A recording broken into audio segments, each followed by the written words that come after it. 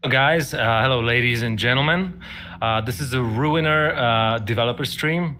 The voice you're hearing right now and the person you're not seeing right now. I'm going to be your host. My name is Tomek. I'm going to be helping you guys with chat. But the main guests today and the main feature of today's broadcast is Marek and Kuba. We get you on screen, guys, from left to right. Marek's on the left and Kuba's on the right. Hello. RUINER RUINER is a wonderful game. I've played like 2 or 3 hours of it recently. I really liked it. Oh, and by the way, guys, congrats on getting the game of the show on Poznan Game Arena. Thanks a lot. Okay, let's start with you guys saying who you are, what you do on the team, and then I'll reveal just a tidbit more on what I think this stream would be best like and how we're planning to do that. Okay, Marek? So hi everybody. I'm the gameplay program. I'm like the programmer overall of the game, and Kuba right here is my co-worker, and basically I was sort of a gameplay designer for RUINER. So you know, we released the game on September 26th, right? And Tomek asked us to stream with him, so we would go through the game, and maybe Tomek can say something about the format of the stream we'll have. Yeah, so the first thing I wanted to mention is there's already a really good material on the history of how the game came to be, what the studio, the Reikon, you guys, how you happened to be, how you built your team, and so on and so on. Also a lot about your inspirations on the art style, on the story, and so on. This all has been done by the game's publisher, Devolver Digital, and it's called Behind the Schemes RUINER, and it's a really nice and compressed info on everything you might want to know before you play RUINER. So I thought it would be everybody in here today to do something more like a developer let's play with commentary of, let's say, a golden hour of the game or whatever you say. Maybe we get to the first big boss, maybe not, whatever comes out of it. And there's probably going to be a lot of you guys who don't know a lot about Reikon and RUINER. So I just wanted to let you guys know that there's a really good movie describing that, and we're going to be focusing on the game itself today. So I already see it on the screen. Who's playing, by the way, Kuba or Marek? Kuba is playing, yeah, me. So if you guys don't mind, I was thinking, because one of the things that you've mentioned in your behind the schemes or behind the scenes or whatever making of was you guys have primarily iterated stuff, that you have not created design docs. Instead of that, you were just doing stuff and redoing stuff and redoing stuff. So I was thinking that there might be couple interesting things because Przegrani is a channel for mainly guys who are starting on game development path. Mm-hmm. So I was thinking maybe a couple advice, maybe a couple interesting thoughts and tidbits you might want to give to these guys on where you started, the way you went through, and where you ended up. Because I personally think, okay, you probably don't want to reveal like the actual sales of the game, but tell us whether are you happy with the reception of the game, business-wise and commercial, and also critique-wise. Yeah, we are very happy with the reception of the game. Like one of the issues people tend to have is the difficulty of the game, but we were pretty prepared for it. Like we knew that some of the reviewers, some of the players might have problems with the difficulty, so basically from the very beginning we were working on a difficulty that would suit us, and that would be a super high level. The game for a long time was much harder than it is on our hard level now. It was like I don't know, compared to what we have now, it was, I guess, impossible to because finish. While doing it, you get used to games so much, and after playing it hours and hours into the game, you start like feeling, oh no, it's too easy, we need to make it a bit harder. Yeah. It was like becoming harder and harder each time we came back to it to iterate. Yeah, it's that, and we also have quite a few competitive people in our company, playing game much better than us, for example. And we also, you know, Marek plays a lot of Dota, for example. I played a lot of online multiplayer, Counter-Strike, you know, different PvP games. Dark Souls is one of my favorite series, you know. And basically, we tried to work on something that we would like to play. That was, you know, our goal from the beginning to the end. And actually, during first focus test, when we showed the game to the, you know, for the first time to a bigger group of players when outside. did you decide to do first focus test, and how many people did test the game? The game that was tested together about 20 people, and we... No, first focus tests were like only just a bunch of people, or just friends. Yeah, I mean, but it was like the first one. Yeah, the first one, but the first, I mean, real, but you know, by people who never saw the game and never had a contact with the game, was together about 20 people, and it was done about at least 9 months ago, something like that. So the first feedback. What was the game out then? Was it beta, alpha? It was alpha. It was like it was half-baked alpha, I could say. I mean, there was the whole content. Let's say you could play the game from beginning to the end, but there was not all the features still in, because the features were for us also kind of balancing the game. Yeah.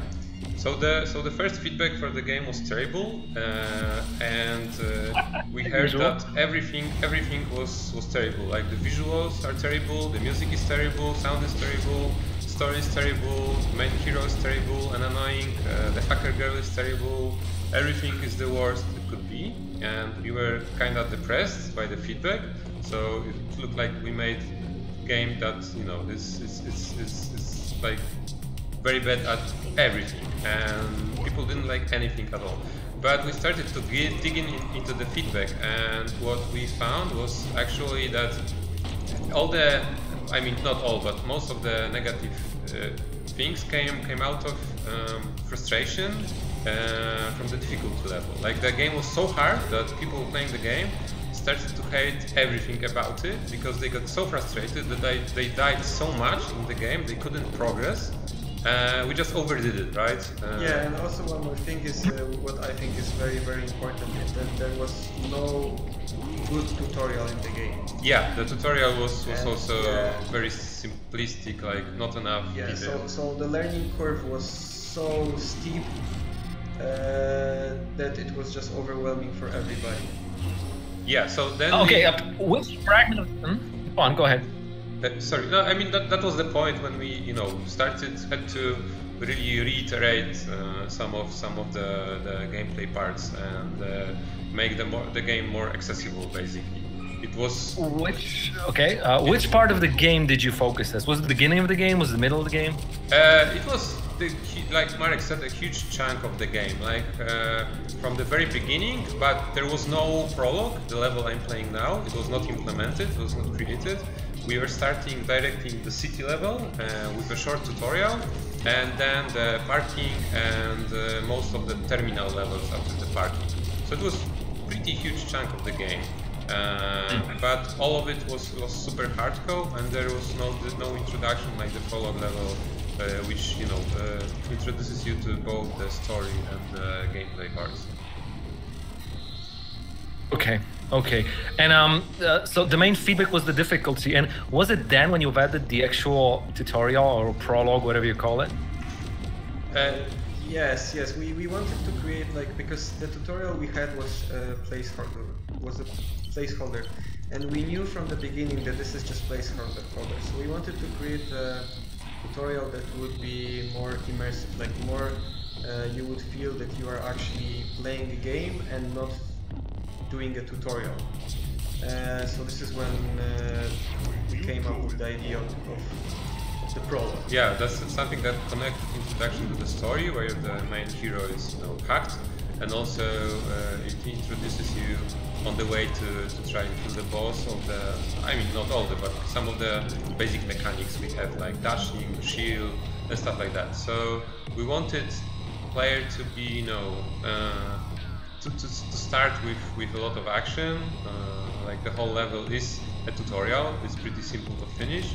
But on the other hand, there is a lot of combat, a lot of action throughout that, and you basically, you start in the elevator, going down into the prologue, into the Heaven Corporation interior. So you have no choice, right? You have to try to survive from the very beginning.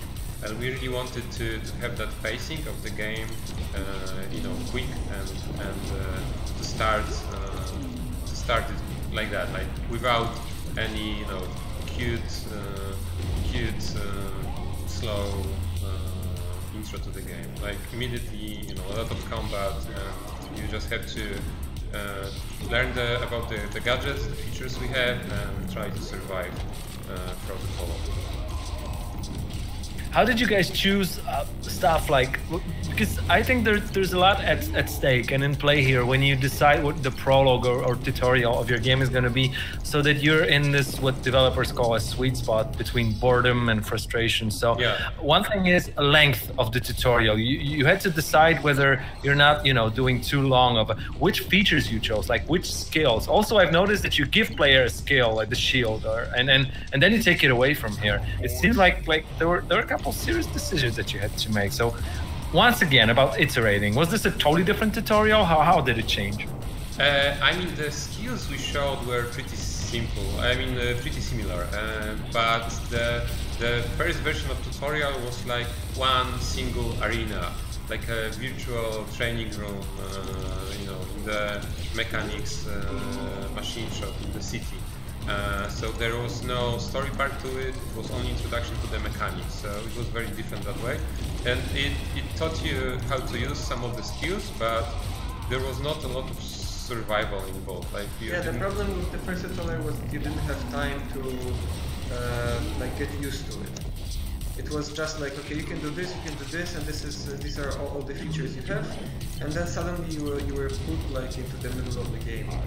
And now the tutorial, which is the prologue, actually, it gives you to play a bit, and we are not trying to like give you too much. This is why first you start with only melee combat, then we give you a gun, later we give you dash, and on the end we give you the shield, so that you have time to like get the feeling of it. Yeah, I mean, early on we decided that our dash mechanic and the shield are the core mechanics in the game. We take it away from the player just to force the player to have to choose some of his own skills, which gives him the ability, you know, after the first visit in the city to. You could play the game without the dash, but it would be pretty much impossible. But we still wanted to. For the player to be able to upgrade his shield a bit more, or spend some additional points into the dash mechanic. So both the dash, especially the dash, is something we call our core mechanic. And at the very beginning, the first version of the game didn't have anything like the dash. It was actually very much more static game. It was, I mean, still pretty dynamic, but the environments were very different. There was less space. We concentrated on just running and gunning, but at some point, after like 5 months of production, we played, you know, the game again and again, and we were not really happy with the dynamic we had. We wanted to give players something different, to give him the ability to move around the arenas very quickly, and also to use the top-down camera. Like you can use, you have this top-down perspective, and you see all your enemies, right? You can position yourself, you can jump behind them very easy. So we wanted to have a mechanic that uses this. So at this point, when we added dash, we actually had to throw away all the environments we done to that point, because dash, you know, it's basically almost like a teleportation skill, which you have, you know, enabled throughout the whole game. And our environments, our first environments were were too small, and we just had to redo that, and also rethink the AI so it could compensate, you know, your speed, right? Because the NPCs have to be also very quick to be able to survive against you. And the other skill was the shield, which allows you to both block the bullets from your opponents. It also the funny part, when I finished tutorial and when I respec my character, I never used the shield again. From what you're saying to me now, did I screw this up? I mean, no, not really. It's your choice, but we like to think that most of our gadgets are pretty powerful, and we think so. I mean, the player even say that most of the gadgets are too powerful. One of the abilities of the shield, which is not, you know, taught in the tutorial, you have to find it out for yourself, is that you can connect it with the dash mechanic, and you can charge into your opponents, and it damages them, and it deals a lot of damage. So it doesn't have to be only passive. Shield can be a very aggressive skill, and you can dash into your opponents, you can stun them, you can even disarm them, and you can you know, go into a group, like kill 2 of the weaker opponents and try to finish the rest. So it's not only about shielding yourself, it also allows you to attack your opponents. So yeah, and also the dash is divided into two versions of the dash. There is this simple dash mechanic which you can spam. You have a cooldown and a number of charges, and you also have the multi-dash mechanic, which allows you to select some spots on the level, and time slows down when you're selecting the points, and you can plan your move. For example, to jump to an opponent with a gun you want to take from him. So you can jump to this opponent, you can take his gun and finish the rest with his gun, stuff like that. Or you can just jump to a healing item, or dash away from the combat. But no, you didn't screw up by not using the shield. Like, we really wanted the player to be able to finish the game with almost any configuration. I mean, we could say that it would be almost impossible to finish the game without dash, but all other skills are optional. Yeah, okay. Actually, exactly. Gaming Herbs on chat told me how you ever got past Mother. So the answer is I finished on the first big boss is Nerve. Did I get it right? And yeah. And I have not yet played later on. So probably Gaming Herbs. What you're trying to tell me is I'm gonna have to use shield anyways, which probably is my plan. Go on, Marek.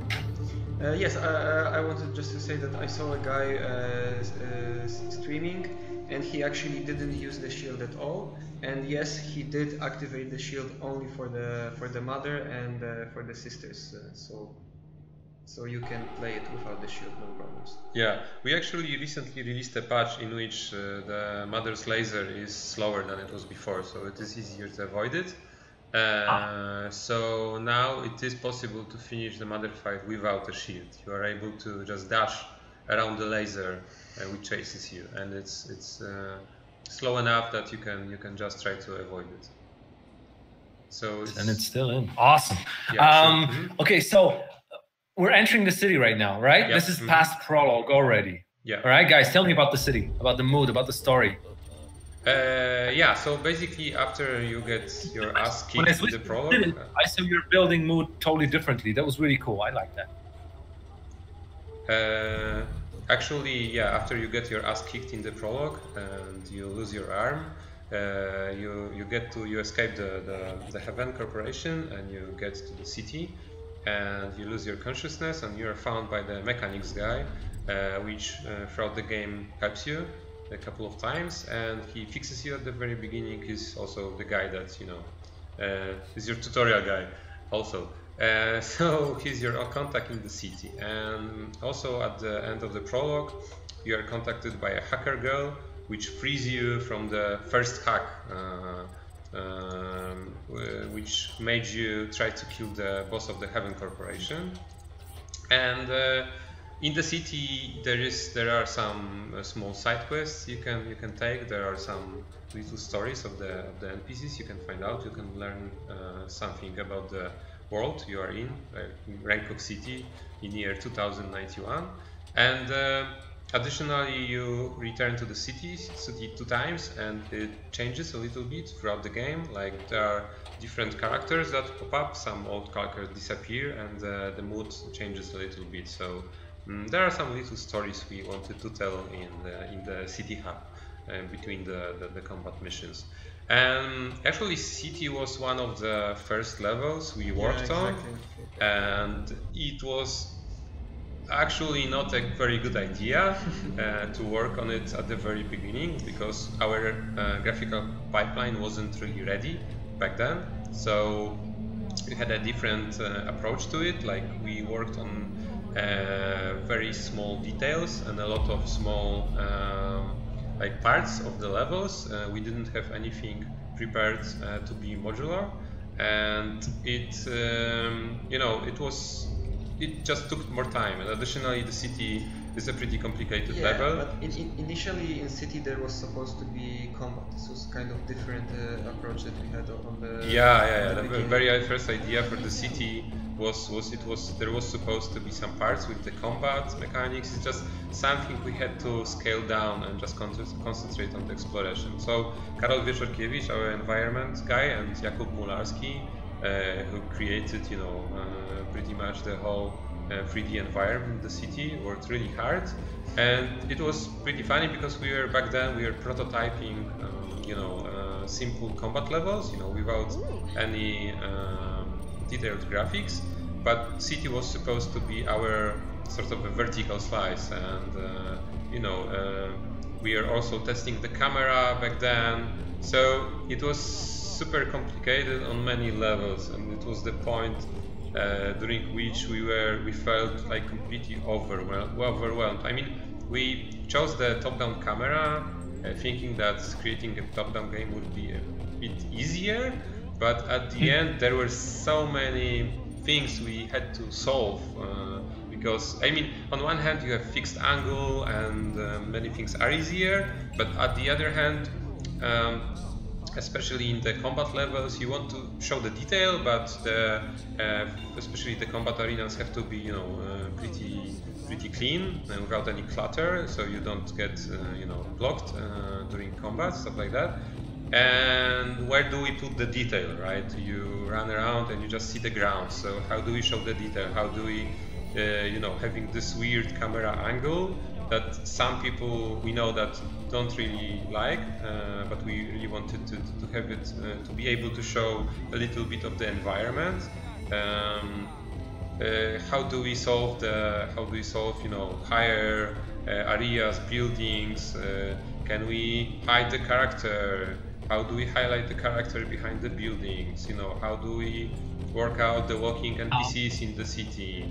There are a lot of questions like that we had to answer. So it was not really a good idea to work on the city level at the very beginning, like without having the pipeline finished. Okay, and that's one. And also, it's a hub. It's not really an action-packed and heavy level, so it's also, you know, a different kind of stuff. But also, I was wondering, I don't know if you've mentioned it, maybe I missed it. So you're saying that you had to decide for the top-down camera. Wait, what was the camera before that? No, we didn't have to. Like from the very beginning, it was top-down, but we were just working with the angles, the distance. The distance of the camera was different. It was first lower, then much further away. At some point, we tried different camera rotations, different angles. And also regarding the camera rotations, our like view is kind of like skewed a bit. So this is why. We had a couple of comments, people telling that they don't like the movement because the character doesn't move like directly upwards or horizontally. It moves kind of, if you press the button, he moves kind of like in an angle. And this is because so on the very beginning, when we had the camera like 90 degrees, the problem was that you couldn't actually show the details because you had like only the corridors and everything. Everything was very straight. And when we flipped the camera, it suddenly appeared that you can actually show a lot more. Yeah, but we also didn't want to have just camera rotation enabled. We wanted to have it fixed. Yeah, and that's why then we actually had this problem that when the character would move with the flipped camera, you would have to always like kind of press 2 buttons, right, in order to move in the angle. So we did like the experiment of what if we also flip the input a bit. And this is what so you're cheating. Yeah, so we are kind of cheating, and usually people don't notice this, but if someone notices it, he has to kind of get used to it. So this was kind of like a risk that we took, but actually I think that at the end the execution is really good. And this was a good decision. We got a couple technical remarks. One thing, Acek, our mod, is saying that you might want to consider turning down the volume of the game a little bit, because whereas in a city it's cool, in combat sequences probably the game is too loud. Also, I encourage you to Marek to speak a little up if you can. Of course. And also, my mind is totally tricked when you guys look at each other because your cameras are on the opposite sides that you are in IRL. So, can you guys flip the cameras? Is that possible on the stream? My mind is. I mean, the problem is that I'm playing and we have to. Sorry. Yeah. Oh, gotcha. Yeah, you're right. Okay. Let's leave this one. Doesn't matter. If you can turn down the volume inside the game, maybe. Yeah. I turned it down. Because combat sequence is just a little bit. Is it okay now? If not, then I can just turn it down. Needs to tell me I have the stream only on view mode, because my brain would get an inception from hearing you guys twice within a couple seconds difference. Okay. I promised our viewers, they were asking about this on Facebook. Right now in chat, guys are asking about this as well. And I also noticed that behind the schemes movies that I've mentioned, I don't think it covers that extensively. Music. Yeah. I don't know if I need to ask you questions. Go on, tell me, because people love Ruiner's music. People have noticed that there is like Hirasawa's track in there as well. Very famous guy, very well respected. One thing is how it came about. The second is who chose this? How many composers are there? Come on, tell me anything you can. Sure. So the first idea for music in the game was that we were looking for our composer, someone who would full-time work with us on the soundtrack. But actually, that didn't work out because we had problem with directing someone and just explaining what we wanted to hear. Really, we did some tests. We had some simple tracks at the very beginning, but I mean this didn't really work. We were looking for like that for quite a few months, and at some point we just thought that there is so much music out there, and it's so easy to try to find something that suits us.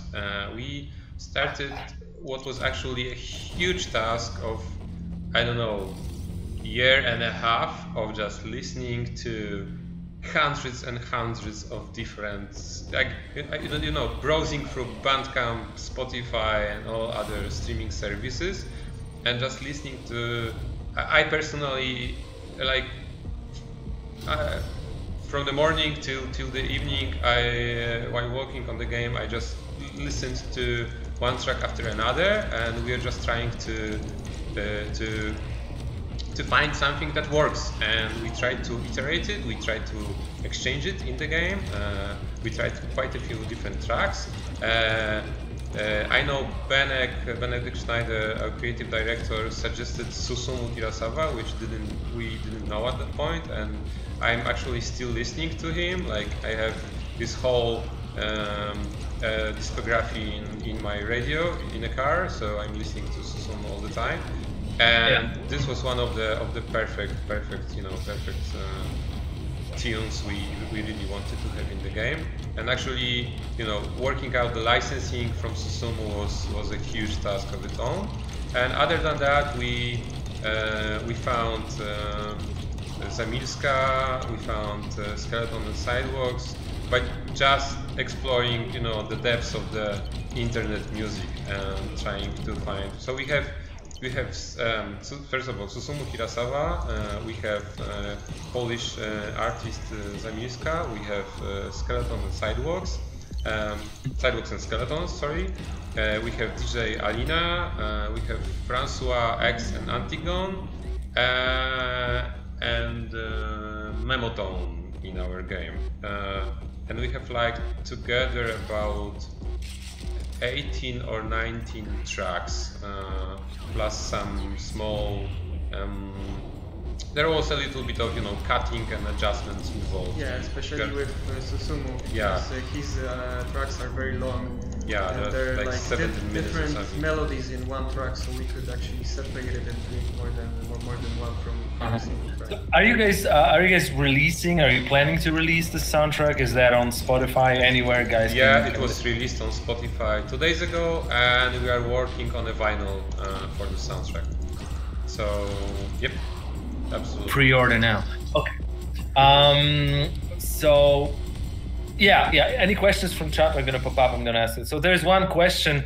Why Unreal, not Unity? I don't think it's an easy question to answer like this, but well, for me it's pretty easy. If you want to take this, for me it's pretty easy and it's pretty straightforward because Unreal gives you a lot more freedom if you know what to do. I mean, if you're a programmer like me, Unity is like a no-brainer because in Unreal you can actually change everything. You get the source code for the engine. You can like kind of change the engine for your needs, and this is what we are looking for, and this is what we actually did in our game. We changed really a lot parts of the engine in order for the game to work. So this was, as I say, for me it was a no-brainer decision. It's pretty usually that simple, in my opinion and from my experience. So a lot of people are asking these questions expecting like long, elaborate stories behind this. But the truth is, usually when a dev team sits down to make a game, they pretty much already know whether it's going to be one, other, or their own engine. But yeah, also the blueprint system. Like, I mean, blueprints have their own problems, and we might work actually in script language for our next project, but still for prototyping and especially introduction to the engine, when our whole team was still learning the engine, blueprints are really good. Yeah, exactly. choice. If you have an unexperienced team and not a lot of programmers, since for the big part of the work here I was the only programmer, blueprints are really useful, and you can actually do a lot of cool things with it. a lot of people are actually rewriting blueprints for C++ or for the code, or at least parts of it. Did you guys do it as well? It's pretty common practice from what I know. Of course, yeah. It's usually because of performance. When we were porting the game for Xbox and for PlayStation, performance was our biggest issue, and this is when we actually had to make those rewritings, which you mentioned. Question from Cornell: any sound, audio, middleware, or just the built-in Unreal stuff? We have FMod. Yeah, we were using FMod. Okay. All right, back to the game. Where are we? A parking lot, right? Yeah, we are in the parking lot, so this is basically the first mission after the tutorial, the prologue level. So you get your ass kicked at the end of the prologue. You learn that your brother was kidnapped and you want to try to save him. And basically you are also trying to catch the hacker, the wizard, which hacked you at the very beginning of the prologue and made you kill the boss. So the hacker girl which helps you at the end of the prologue tries to guide you to the wizard guy, and you just want to basically kill him and extract any data that he has, about your brother. And he's protected by the Creeps gang. He paid them for protection, and well, basically, we are going into their territory and just trying to get through the swarming creeps. Okay. So one thing is melee versus ranged, or the gun system. You touched on that a little bit, but there's one more aspect of it that I wanted to touch on, and it is probably connected to the actual combination of melee versus ranged. Keyboard and mouse versus gamepad. I played on gamepad. From what I reckon, you're playing on keyboard and mouse Yep. right now. Yep. I know of one slight difference. There's a tiny auto aim for shooting your ranged weapons. What are the other differences? How do you guys see people choosing one over another? Do you guys use different controllers to play? What do you think differences are? Whom would you recommend, one or the other? All the interesting things about controls. It's really like whoever likes what. For us, mainly, we really created this game on the beginning for the PC. So we were like so used to keyboard and mouse that it was for us hard to even play on the controller on the beginning. But after some time, I'm maybe not the one who played on the controller, but Kuba did for a big part of creating the game for the consoles, yeah. And I think he really got used to it, and now he can actually play it pretty smoothly on both.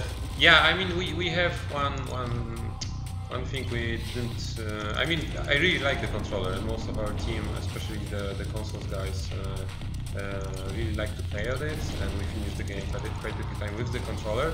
One thing that is lacking, and we know, and we are not very happy about it, but we didn't find a really good solution, is the multi-dash mechanic, which does work better on mouse and keyboard. We have to admit that, because it's super easy to just select a place and click and just select the markers, and we tried different solutions for the multi-dash, like automatically how to call it, in Polish it's odliniki. I mean we tried quite a solution. Yeah, I mean we tried quite a few methods to make placing the markers super easy, but each of them had its own drawbacks, that you couldn't exactly place the marker where you wanted to, or either it took a bit too much time, especially compared to keyboard and mouse. So unfortunately we didn't have the solution. We have some ideas now, and we would really love to patch it to make it a little bit better on controllers. But other than that, we think that there is also some rotation issues. We'll be adding the ability to change the sensitivity for the rotation, to tweak your controls on the gamepad a little bit. But me playing the game quite a few times on both keyboard and mouse and controller, I really like both options. Like, I mean, really, they're pretty much the same. But I do tend to change the keyboard and mouse because I'm primarily a PC player, less of a console player. So that's my preference. Okay, so about the auto aim, I've noticed that it's been kind of controversial. I've noticed we have an internal Polish developer forum, and I've seen people having different opinions on that. Those that have played it, some say, like, for me, it was on point. Really, I'm not trying to to be biased or give you too good opinion. I really think you tweaked it, but some people said that it was like, it's not enough. They don't feel the difference. It's not really helping them in shooting the controller, and they still can't shoot shit on it. Yeah. How have you played with it? We do agree, but we think that the problem was not in the stacking system itself, And we actually already tweaked it a little bit on PC.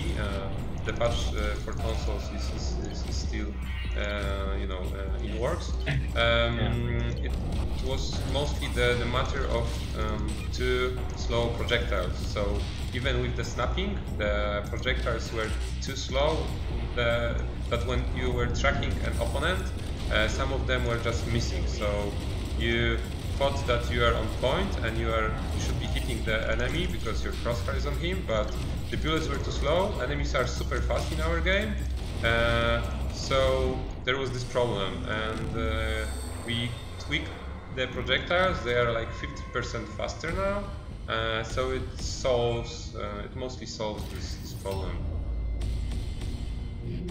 Oh. So this is not technically a first boss in the game, because I think there was one boss in the prologue.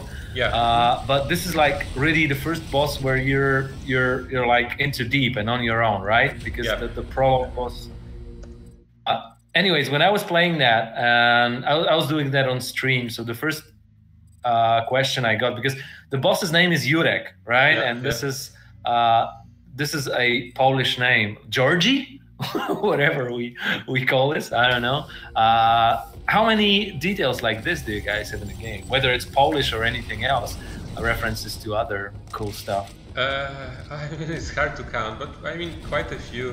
Especially if you read the database and you talk with some NPCs in the city, we have a lot of references to some other games, movies, and comic books, like Alien, some other Devolver games, some other Polish games. So I mean, it's hard to list, but we really wanted to have quite a few of those little how do you call it, Easter eggs or fluff in the game. Yeah, there is also a boss called Bogdan. So yeah, but we also have a boss called Shadow. So it's a mix of crazy guys from different places you fight throughout the game. And also right. So sorry.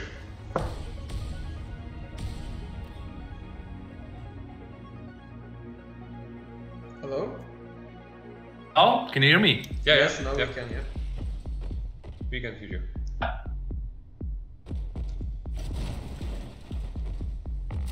difficulty are you playing on right now? I'm playing on normal. Hello? Yeah, I'm playing on normal difficulty. Good. I get your. Let me see whether the chat says the sound is good, because I get your sound a little bit choppy. Yeah, we had some lag in your voice, but it's now okay. I think it's okay now. Okay, great. So you're playing on normal. That's what I was playing as well. Forgot what I was about to. Probably remember later. Right. So this is what, the second level of the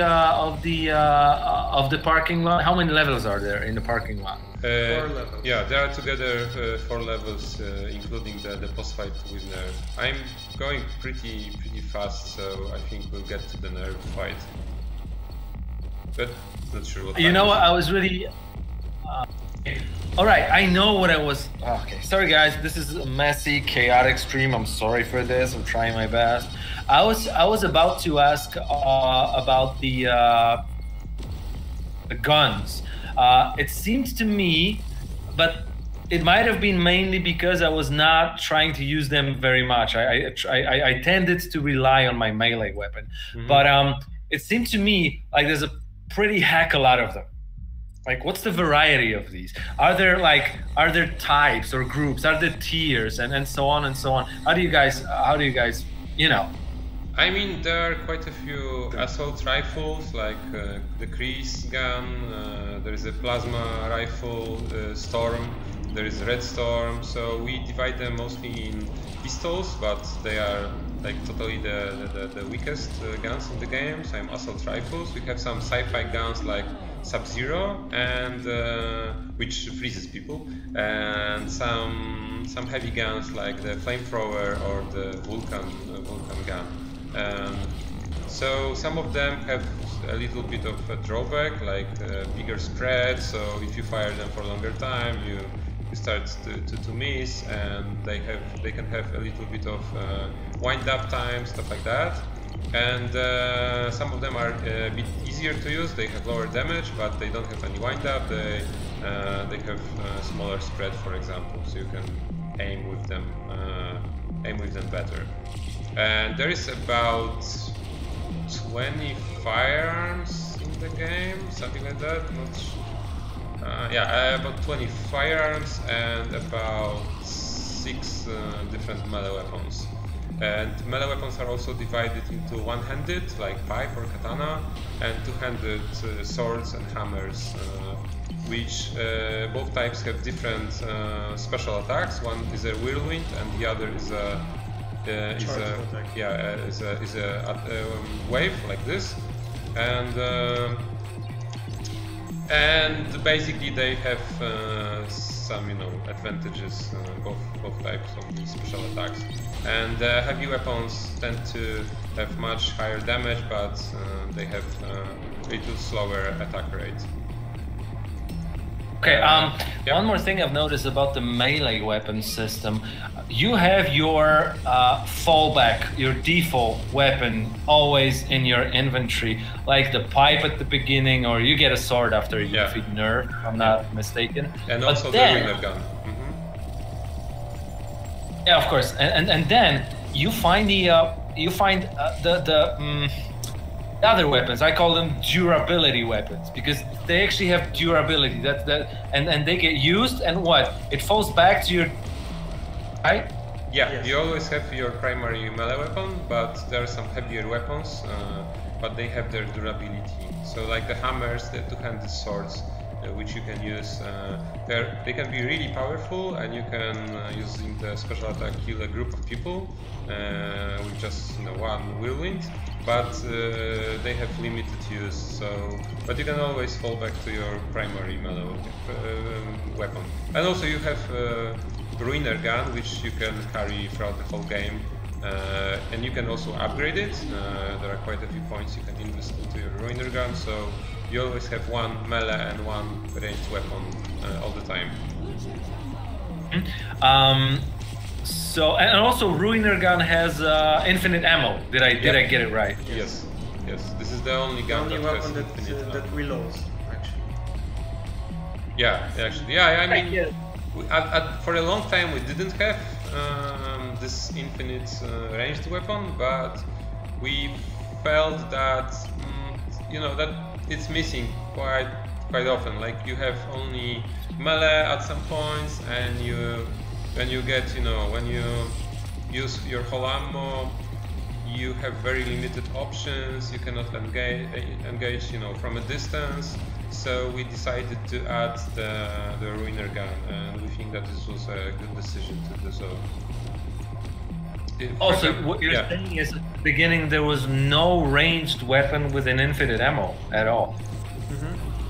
Yeah, for quite a long time. Yeah, this actually came, I think, pretty close to the end. I guess it was even after the focus test. I think after the first focus test. The problem was that if someone wanted to focus on the guns, we either had to change the system and make the ammo count much higher. Then that would mean that you would have pretty much unlimited guns all the time in your hands, or we had to find out other way, so you don't get you're not naked and only with your melee weapon too often.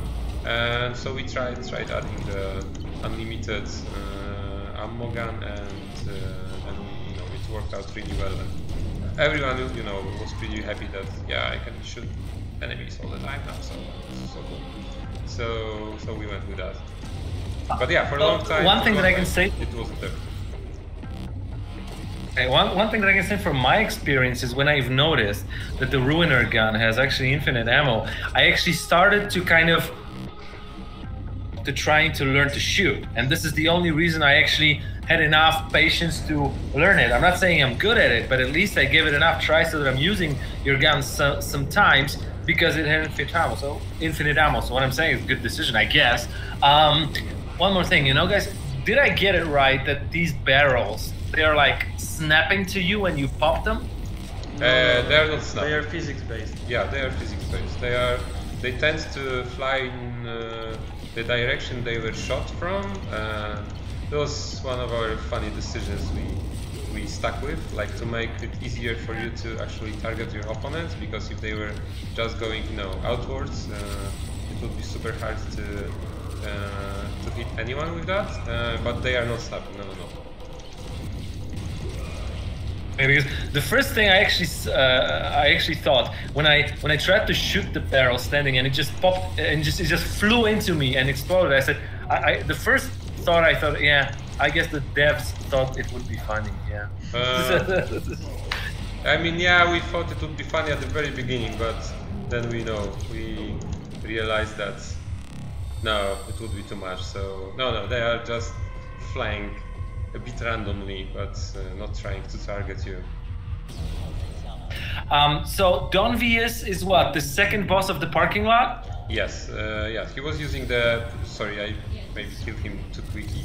He's using the Predator gun, which is yeah, this is a disc gun which allows you to bounce, you know, your projectiles back from walls and some obstacles on the arenas. It's kind of fun to use. And he's the second mini boss of the creeps, and now we are getting close to the nerf boss who protects the hacker we are trying to get to. So yeah, the parking was actually the first. I mean, not counting some early iterations and levels we just, you know, scrapped at some point, was the first level we worked on. I mean, graphics-wise, after the city level, we had it prototyped as a RIA. It was actually our vertical slice. And it was, yeah, our vertical slice together with the city level. Yeah, there were just two levels of parking. One was the first we were playing, and then the second was already nerfed, as I remember correctly. Yeah. So okay. it was one of the pretty early levels in the game. From the levels that actually got into the game, and we didn't have to scrap, because we scrapped, like, I don't know, together like 5 or 6 different levels, like early prototypes or quite advanced versions, but we were really not happy, you know, graphics wise and gameplay wise, and we just either did them again or just completely threw them away. Really one thing I've just realized that I've noticed when I was playing the game, the parking lot, I mean, it's as far as I get right now, so it's more of a question, I'm guessing, rather than this. It felt to me, together with the camera, with its structure, you going floors down, and all these loot boxes and crates and bosses, it felt to me close to like a Diablo dungeon. Was that a conscious decision? Yeah, sort of. I mean, there was even an idea of making it. I mean, you know, we would love to have more levels and also more variety. And also, one of the first ideas for the parking was to make it even deeper with more levels, and there would be some elevators which would take you, you know, to the lower levels, and from the very bottom you could, you know, go back to the city, and it would be more of a journey, you know, into the depths beneath the city. But it was just something we had to scale, you know, back a little bit to concentrate on different environments, and we finished with the you know, as much parking as we have. But yeah, I mean, even the beginning of the parking, which is a little bit more high tech. There was supposed to be like a high-speed elevator there, which would allow you to, you know, go further and further into the depths of parking. So I mean, we didn't really think, let's make something similar to Diablo, but I guess we had it, you know, in the back of our minds to make it a bit more like that. Is that like when you're going on a mission, whether it's dungeon, whether it's a tower, I don't know, I'm guessing right now, but is it like a structure that every mission is a separate location? Yeah, pretty much. Like every boss you're hunting has his environment, and they are connected to it. And like one environment, especially the terminal, is actually a really it's really long levels divided into 4 parts, not counting the boss fight and also introduction to the boss fight where you are just chased by the boss. So it's actually a huge part of the game, but yeah, you could say that we have only a couple of missions. Each of the missions takes part in a different environments, different part of the city. Okay. Kuba, please don't kill this one too fast. Okay, it's the boss I spent half an hour on. Okay, please don't embarrass me. No, I mean Nerf might kick my ass. He's not that easy. At least I. Mystery too, and is still spoiler. He's regenerating health. Why? How? I mean, I think that was actually a bug that happened. Yeah, between the parts when he escapes the arena and creeps start to throw Molotov cocktails at you. So. Yeah, sorry about that.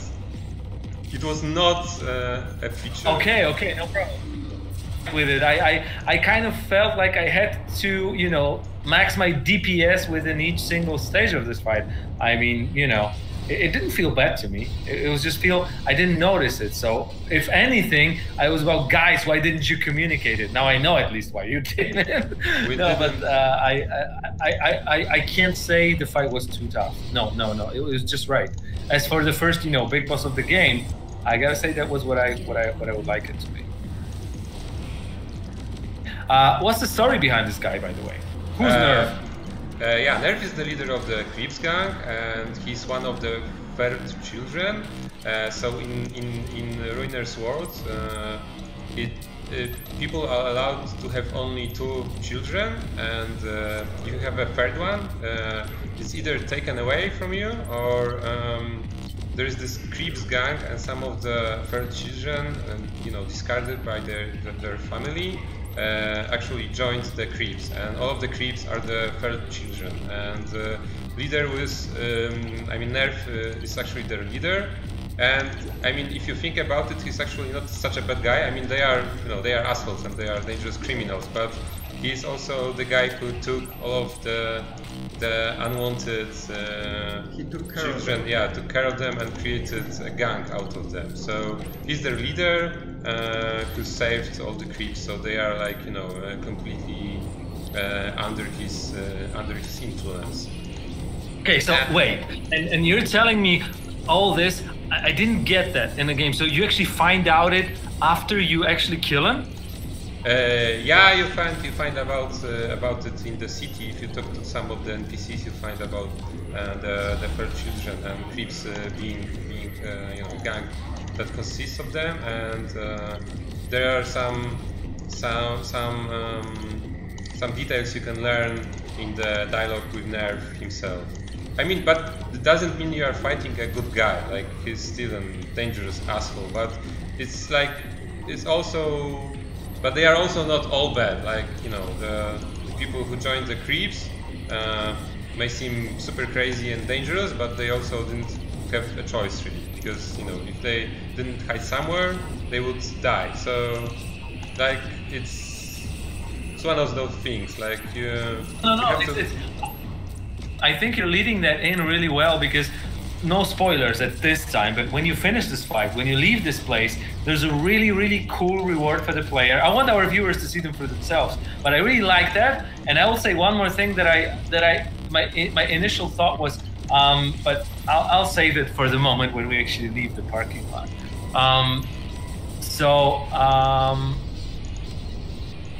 You can stop pretending to be lame right now. If you want to kill him, just go. No, I'm lame. That's you know, all me. I'm actually super lame at you know, at our own game. So. What's the reward for killing Nerve? I mean, one of the rewards is the sword you get from him. So you exchange your default pipe for his sword, and the other thing is that you sort of become Creep's leader. So yeah. You'll see the gift you get from the Creeps at after you leave the party. Yeah, I don't want to spoil it. Oh, I just got killed by my own old village. Yeah. Questions from the chat. This is probably a perfect moment for you to answer complicated questions, I'm thinking. Yeah, yeah, that's exactly the moment. I'm guessing, but Koedo is asking, is there any procedurally generated content in this game? I think not, if I'm guessing right, but you gotta tell me. Well, it's the encounters, actually. We have the encounters, they are like kind of, they're not like 100% procedurally created, but there are randomly picked places where the enemies can spawn and attack you, and what kind of enemies will spawn. So it's not like you play the same encounter twice and you will have exactly the same guys spawning in the same spots. Yeah, but the levels... But regarding the levels, no, the level design is totally fixed. Yeah. Honest with you, I think with the art direction that you guys have, with attachment to details, it would be nearly impossible to make a good procedurally generated content to look as good as it does. Well, you could create like good blocks and then create it out of the blocks that have their like connections defined. Yeah, I mean, closer to the end of our production, we actually worked out pretty well the modular creation of our levels, which sped up the whole process a lot. And like I said before, we started by crafting very small detailed parts, and it took a lot of time. And we switched to more and more modular type of environments. So to just speed up the process, but still, having the detail in the game. So actually, closer to the end of production, I would say that it would be pretty doable to create a modular levels. But yeah, it changed. Throughout the. Sorry, I'm trying to play and think at the same time, and it's super hard.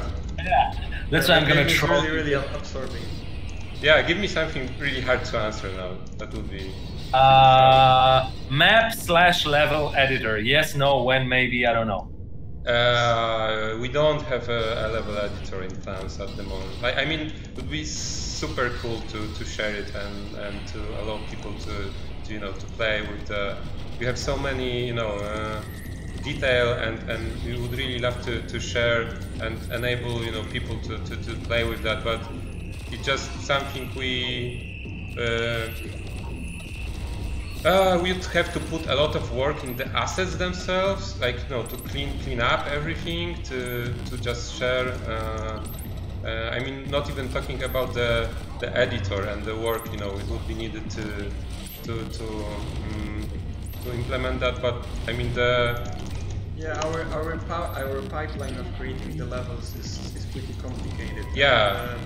It would require a lot of knowledge in order for people to be able to do it. Yeah, it would be quite a lot of work to implement that. So we don't have, unfortunately, we don't plan for the editor at the moment. I reckon so. Just if you got guys more questions, please make sure you shoot them in.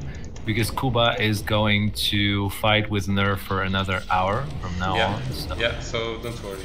Unless you want to taunt him, feel free to do that as well.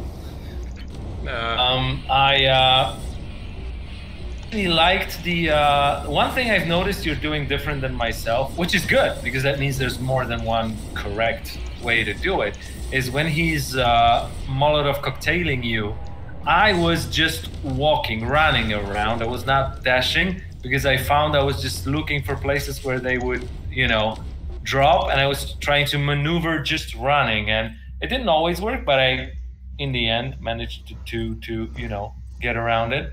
Yeah. So one more thing is his shield. Is it time-based or damage-based? I mean, when he has it on or off? it's both. It's both. So if he holds it too long, he will disable it, but you can also shoot through it.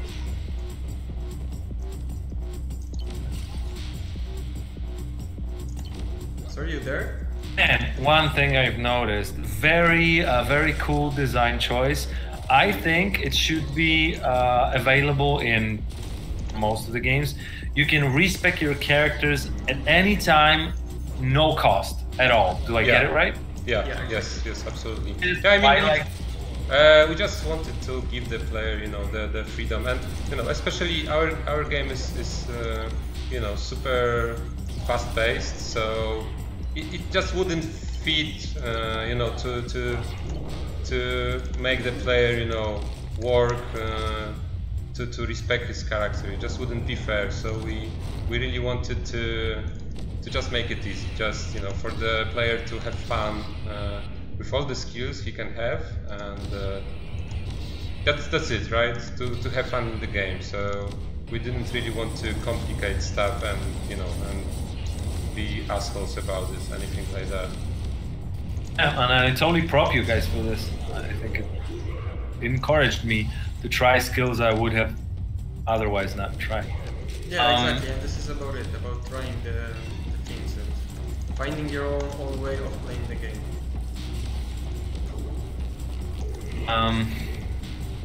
Well. So this parking lot has 3 levels. So there are. Why did you say that the other guys were mini bosses and this one is boss? What differentiates a boss from a mini boss?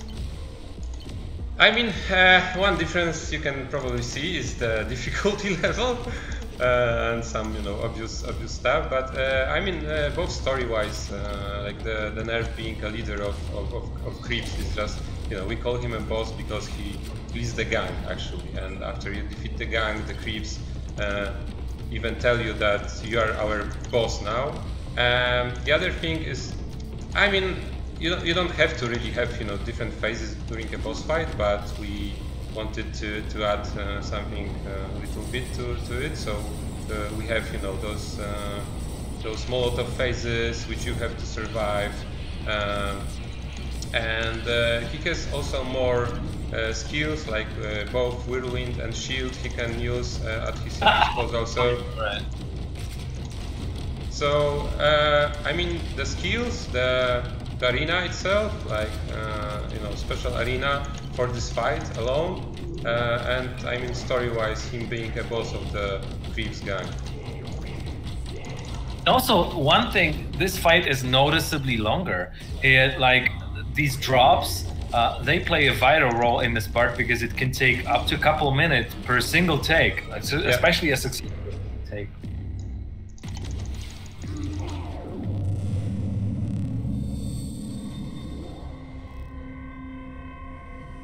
Enjoying what I'm seeing.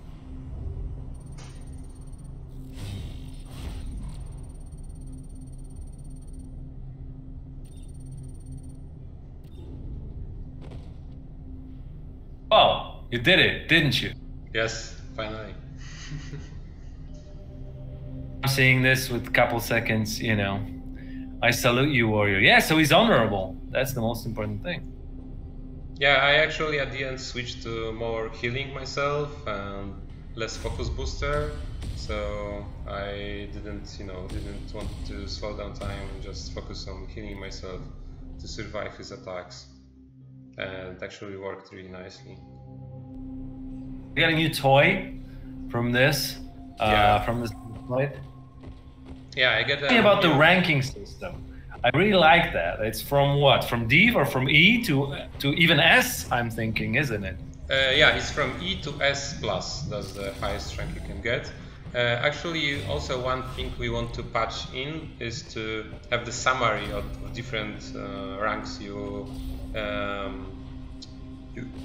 got from throughout different levels and arenas on those levels, because we have this summary still missing. But yeah, we wanted to. We're thinking about what statistic we should count. We just decided to not show you too many numbers. It's an action game, and we didn't really want to make it, about the numbers, more about getting through the levels and the survival. But we also wanted to give you some sort of reference on how you did.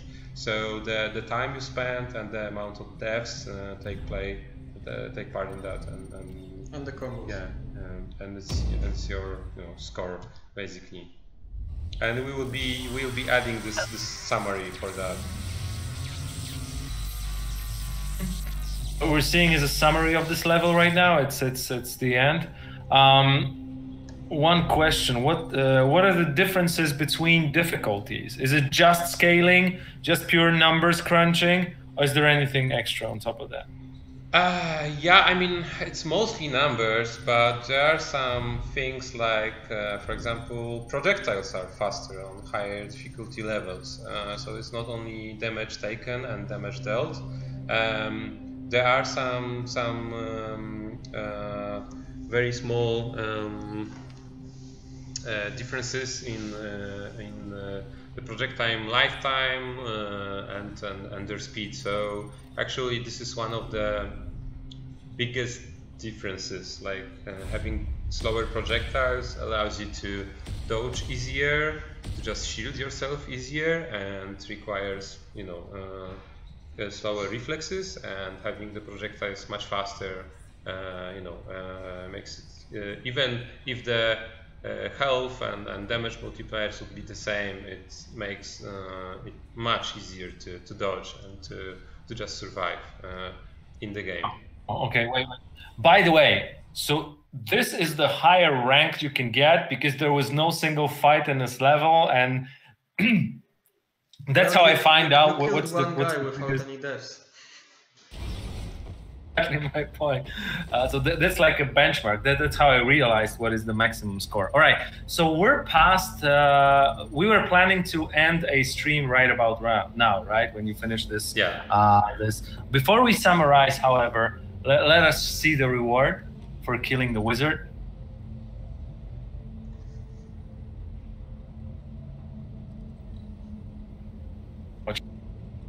Probably long over right now. I'm speaking. Tell me when No. I'm on the screen.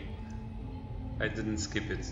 What I reckoned is, like, I could notice here the names, or are there the names? I thought I could see the names of like Jurek and no, but it's probably just, who are these signatures? It's actually our signatures. It's not the whole team, but it's part of the team. These are our signatures. So awesome. That's what I thought. Yeah. See, we wanted to just have it. And the car is Marek's car. It's the one you can see on the behind the schemes. Actually, it's totally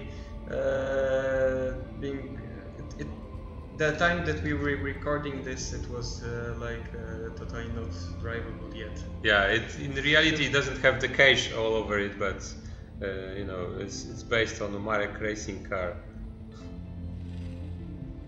Yeah.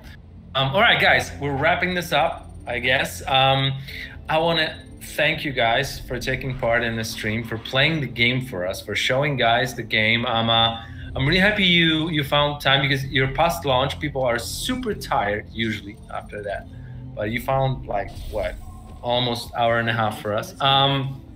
Thanks for walking us through what I call a golden hour of the game. Usually the first part of the game is where developers try to, polish as much as they can. Polish, by the way. Very interesting joke you will find Polish. Behind the Schemes. Yeah.